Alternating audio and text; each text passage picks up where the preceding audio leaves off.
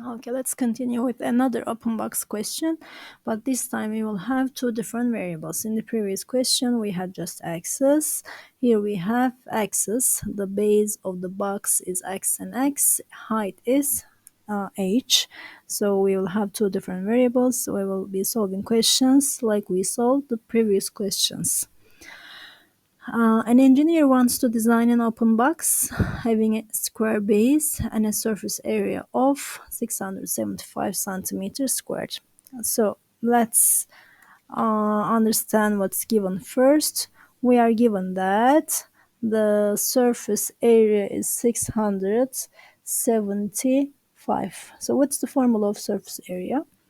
When you look at this box, we have a base whose area is x squared, and we have lateral faces, right? We don't have the top, we have just lateral faces.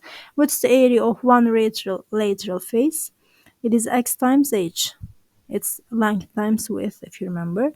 So x times h. How many x times h do we have? One here, one on the left, one in front, one at the back. We have four lateral faces. So we totally have 4xh and x squared at the bottom. This is our surface area, which is given as 675. Since we have two unknowns, we are gonna reduce it down to a single unknown. So let's isolate h. So h will be, bring x squared to the other side, 675 minus x squared, divide both sides by 4x. This is going to be our h. Now, this is what I get from the question. What about asked? What is asked?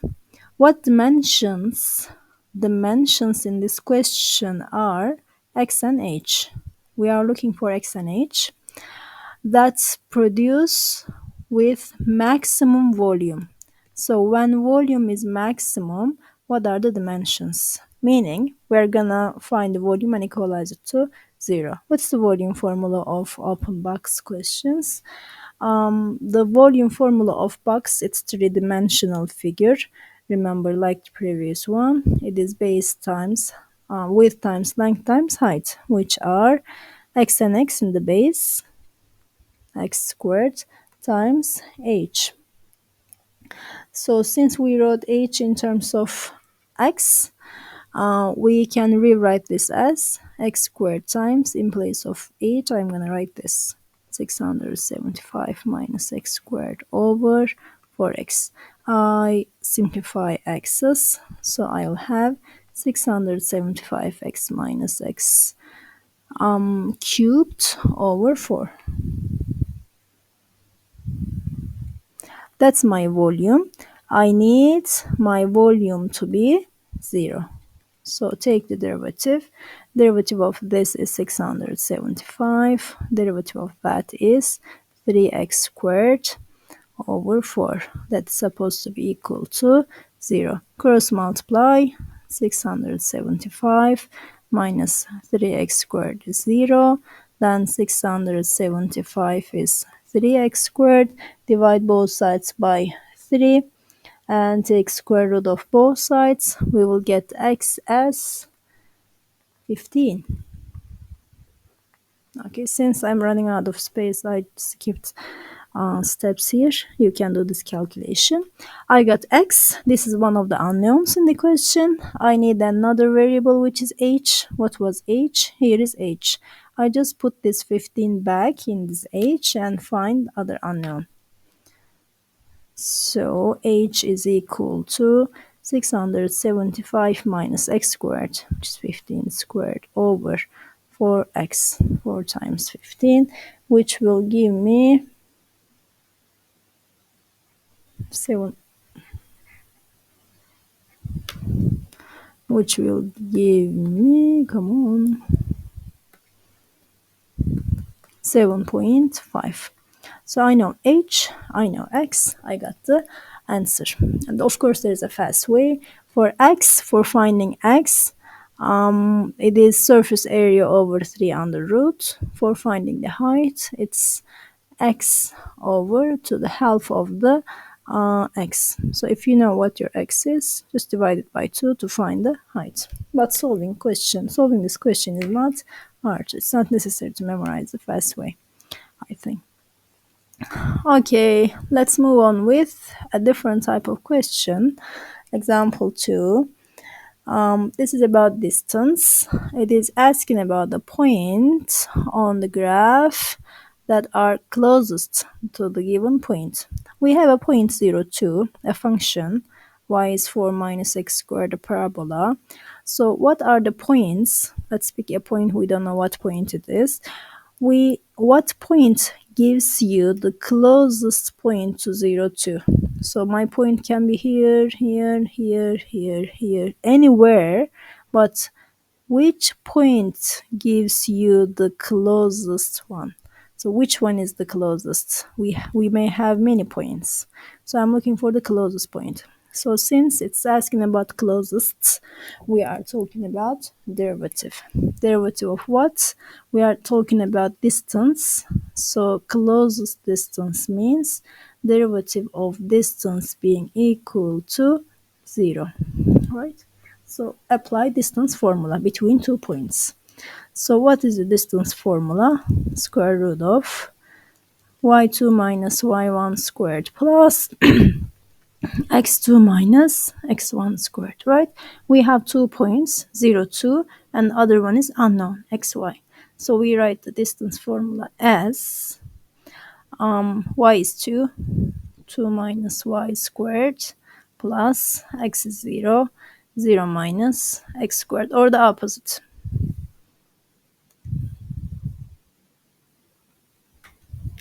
It is better if I write like that. Y minus 2 squared plus x minus 0 squared. Since I am squaring it, the order doesn't matter actually. So now, like the other questions, in order to take derivative, we need a single variable. We have 2 variables here, so we should reduce down to a single variable. So which one is easier to isolate? Is it easier to use 4 minus x squared for y, or x squared for isolating x squared and finding, if I isolate x squared here, I bring x squared to the left, y to the left. So which one is easier? Writing 4 minus x squared for y, or for x squared writing 4 minus y.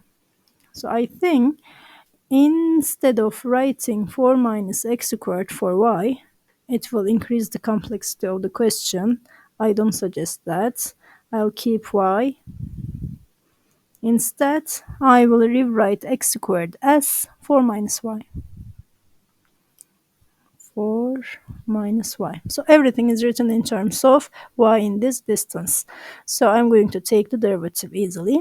So d prime is equal to derivative of square root, derivative of inside, 2y minus 2, derivative of this is negative 1, over 2 square root of the same thing, which is supposed to be 0.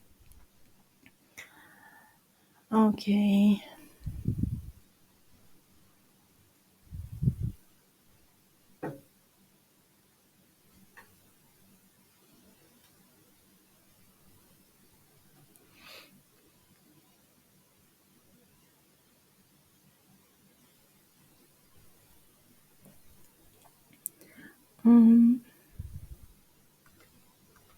I'm checking if I made any mistake.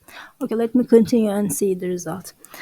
When you do cross product, or when you consider there is a rational expression, so whenever there is a rational expression, top should be 0. What makes the rational expression is top being 0. So equalize top to 0.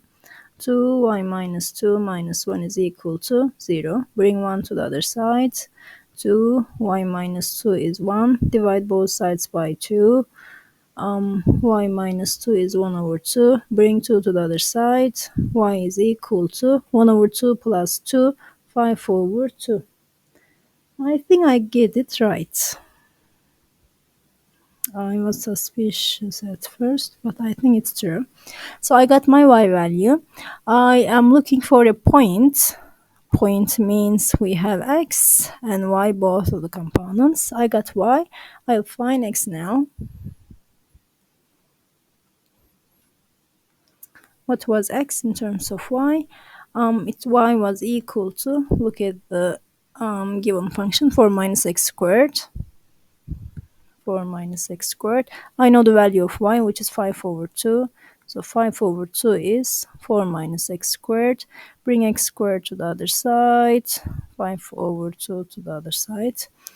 Equalize denominators. 3 over 2. X squared is 3 over 2. When you take square root of both sides, you're gonna get positive and negative square root 3 over 2. So we got x and y both. Now to write this as a point, we will write this as square root 3 over 2 comma 5 over 2 and negative square root 3 over 2 comma 5 over 2. We have two possible points. When you look at the graph, this is a possible point. So since it's an even function, we have another point on the other side of y-axis. We have 2 points equidistant from point 0 to, they are both closest. Okay, so in some questions isolating x is easy, some other questions isolating y is easy. So which variable to isolate depends on the question. In this question we wrote the equation in terms of y because it was easier. In the next question, an exercise question and a ministry question, let's see which variable is easier to isolate. Let's write the distance formula first. X, we have xy, and we have 4, 0, the same question, what is the closest point? Let's apply the distance formula first. X minus 4 squared plus y minus 0 squared. So what is given in the question? We are given that y is equal to square root of x. So which one is easier? In place of y, writing square root of x is easier, or in place of x, square both sides, write y squared. Which one is easier? So when you write y squared here, you increase the complexity of the question. So I prefer to write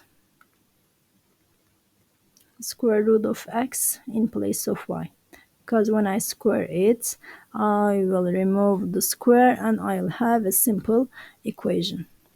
So in this question, I prefer to keep x, write the equation in terms of x. So that's x minus 4 squared plus x.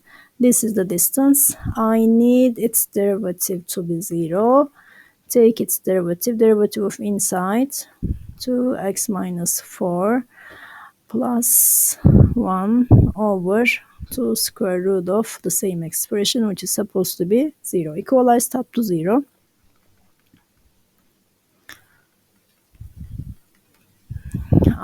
I can distribute 2 to the bracket or bring 1 to the other side. Let me distribute this time. 2x minus 8 plus 1 is 0. Minus 8 plus 1 is minus 7. Bring 7 to the other side. X is 7 over 2. I got the x value. To find the y value, we know that it's square root of x. So that's my y value. So I have just a point. My point is x 7 over 2, comma, y square root 7 over 2. So that's the closest point to 4, 0 for that.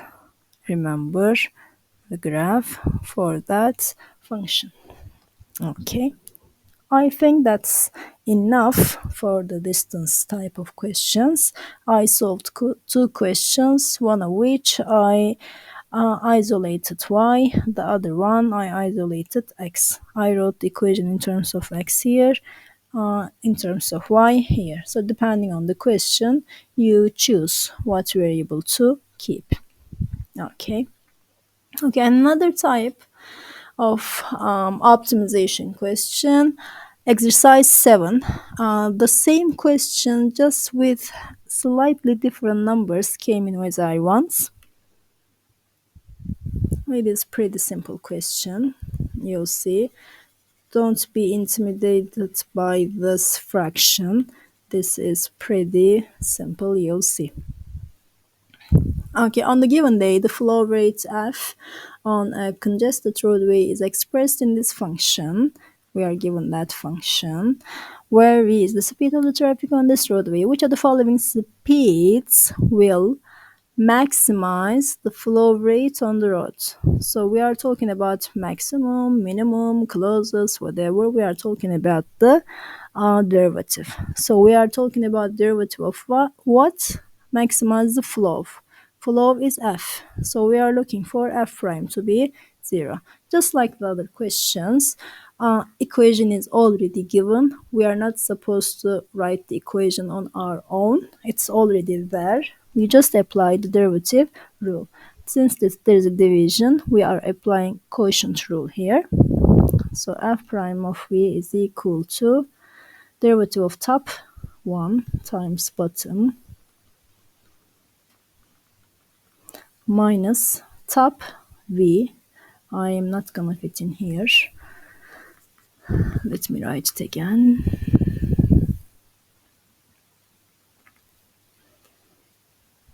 Okay, 0 equals top times bottom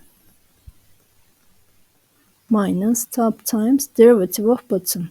2 times 0.02 is 0.04 v divided by bottom squared.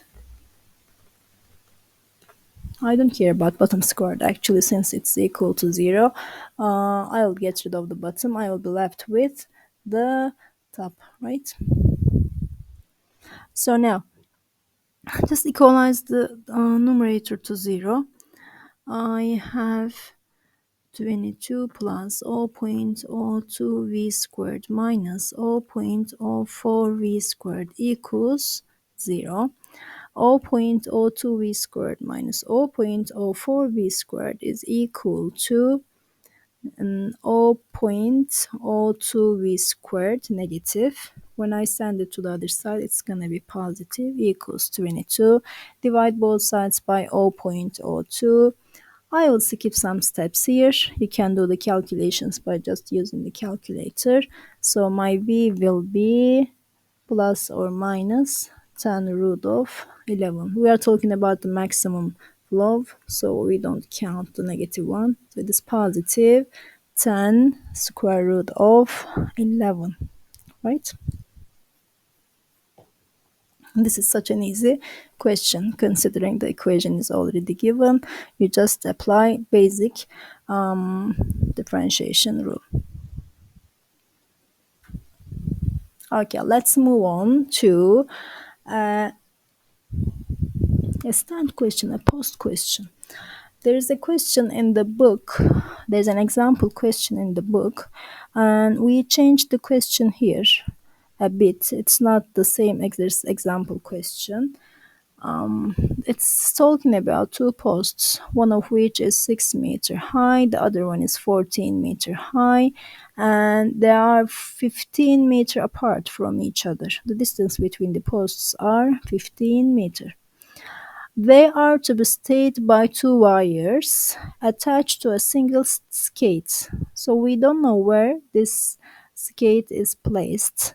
We are looking for the place that we have to use the sum of the squares of least amount of wire. So what should we do? Where should we put the skate so that the sums of the squares of the least amount of wire we produce? So we are talking about y squared and z squared being equal to the derivative of this being equal to 0, right? We are talking about their sum, squares of the sums being least, smallest. So we are talking about the derivative, their derivative to be 0. But of course, we cannot have two different variables. We have to write it as a single variable. So since the figure is given already, everything is clear. I can write y in terms of x and z in terms of x because the figure is given and I see two right triangles. Whenever there is a right triangle, there is a connection between the legs and the hypotenuse. By using Pythagorean theorem, I can get this connection. So let's apply the Pythagorean theorem for the small triangle, which is 6 squared plus x squared equals y squared. Apply another Pythagorean theorem for the big triangle. Z squared, the hypotenuse squared, equals the legs, sum of the squares of the legs, which are 15 minus x squared and 14 squared. So I add them up, equalize to 0. See, I get a single variable. I am not done solving this question yet. This is just the y squared and z squared. I need to take its derivative. Just take derivative of everything here. Derivative of constant is 0. Derivative of x squared is 2x plus derivative of this is 2. 15 minus x times derivative of the inside, which is negative 1. Derivative of constant is 0. So I see 2x minus, distribute 2, 2 times 15, 30, 2 times minus minus plus x to x equals 0. So 4x minus 30 is 0. X is going to be 30 over 4. What is 30 over 4? 30 over 4 is, when you convert it into decimal, it is 7.5. So we should put the scale 7.5 from the shorter post. Okay, we should put this scale 7.5 meter away from the shorter post. Okay, this is how we solve the question. This is pretty simple. No need of short way or stuff. Let's talk about that example question in the book that's similar to this. And the difference of this question and that book question. In the book, the question is saying us to find the place of that skate to be used least amount of wire. So it's not talking about the squares of the squares of the least amount of wire. It's just talking about without square least amount of wire. So it's asking about y plus z squared. It's asking about y plus z prime. So we will do the same steps, but the steps will be more since we don't have square. We have to take square roots, use square root. So the steps will be a little bit longer and complicated since it will require equalizing denominators and stuff. We can use a short way for this type of question. If it is not asking about the square, the short way is height of the lower post multiplied by distance between the posts. The height of the lower post here in this question was 6. Distance between the posts was 15.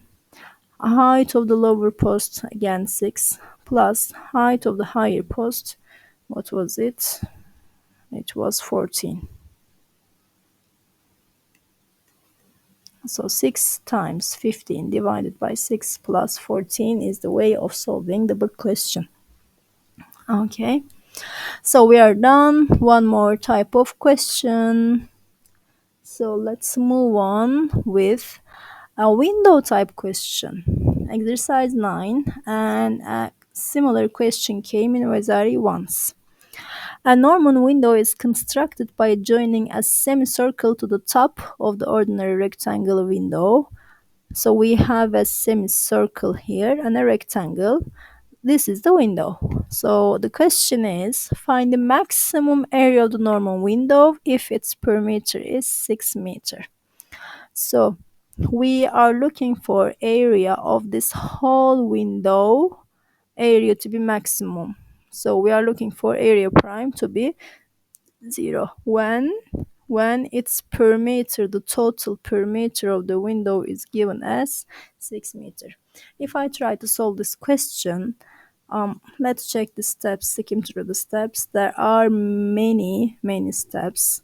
So I prefer to use fast way for this window questions. What is the fast way?